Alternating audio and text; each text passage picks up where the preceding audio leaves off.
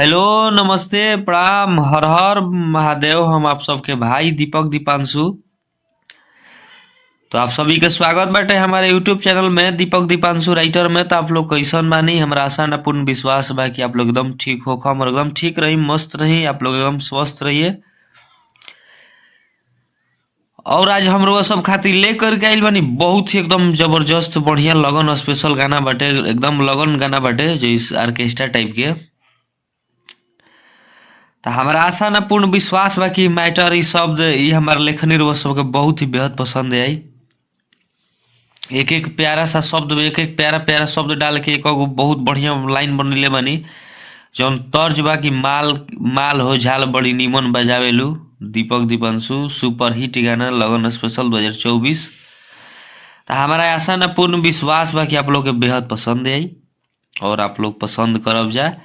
और यह गाना, यह वीडियो, यह चैनल के माध्यम से आप लोग अपने भाई दीपक दीपांशु के और इस चैनल के आप सब ढेर सारा अपन प्यार और आशीर्वाद, प्यार दुलार जरूर मिली और जरूर देहब जा, हमारा पूरा विश्वास बा। और जे भी भाई अभी तक ले हमारे इस चैनल के सब्सक्राइब नहीं के लिए प्लीज़ आप लोग सब्सक्राइब करके बेल आइकन प्रेस कर लीजिए, ताकि जो भी वीडियो लेकर के आई भी नोटिफिकेशन आप सबके पास पहुँचे। और वीडियो अच्छा लगे तो आप लोग वीडियो के लाइक शेयर कमेंट आप लोग जरूर करीजा। और जे भी भाई हमनी के भोजपुरी से जुड़ल हुई, जे भी भाई भोजपुरी के जानत मानत हुई, प्लीज़ आप लोग से रिक्वेस्ट बा कि भाई लोग तक आप लोग वीडियो के जरूर पहुँचाइम जा।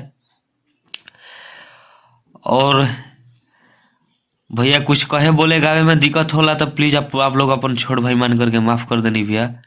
और जे भी भाई के पर्सनल गाना लेवे के हो कि या म्यूजिक बनवावे के हो कि भाई कॉल व्हाट्सएप के जरिए अपन गाना लिखवा सकतारन, म्यूजिक बनवा सकतारन कम से कम खर्च में, बढ़िया क्वालिटी में म्यूजिक और बढ़िया क्वालिटी में गाना वो सबके जरूर मिल जाए। तो चलिए आप लोग जैसे सब भाई लोग के सपोर्ट करनी जा, प्लीज़ आप लोग अपने भाई दीपक दीपांशु के भी ऐसे ही सपोर्ट करब जा और सपोर्ट बनले रही जा। वो सबको अब ज़्यादा देर ना करते हुए हम बता दी कि तर्जुबा माल हो झाल बहुत ही बढ़िया गाना बाटे, जहाँ 2 बार बा वजह 2 बार गावे के बा, लड़का लड़की के मैटर बाटे। तो देखी लड़की का कहतड़ी, लड़की के लाइन बा, लड़की कहतड़ी कि यरौ मम्मी आइल रही, यरौ मम्मी हो मम्मी आइल रही बोलावे, तोहरे घरे जाए के हो बाटे गीत गावे। यरौ हो मम्मी आइल रही लिहा बोलावे, तोहरे घरे जाए के हो बाटे गीत गावे। तो लइका कहता मन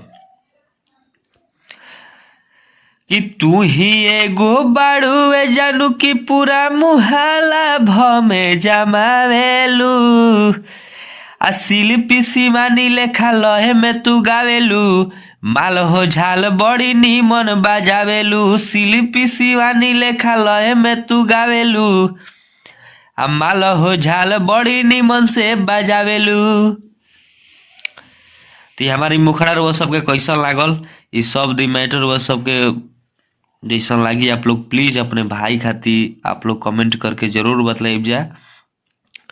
और अच्छा लगी तो भैया प्लीज़ रोआ सबके इतना मेहनत करके कुछ कुछ बना के रोआ सबके दी ना इस चैनल के माध्यम से। तो प्लीज़ आप लोग इस चैनल के और अपने भाई के आप लोग सपोर्ट के लिए आप लोग ज़्यादा से ज़्यादा लाइक सब्सक्राइब कमेंट आप लोग जरूर करब जा। अपने भाई दोस्त के पास आप लोग जरूर ये वीडियो के शेयर करब जा। और जे भी भाई के हमसे पर्सनल गाना और म्यूजिक बनवावे को के भाई कॉल व्हाट्सएप के जरिए संपर्क कर सकता है। तो चलिए नेक्स्ट सॉन्ग के लिए टाटा बाय बाय, जय हिंद, जय भारत, जय हो भोजपुरी समाज, जय माँ सरस्वती।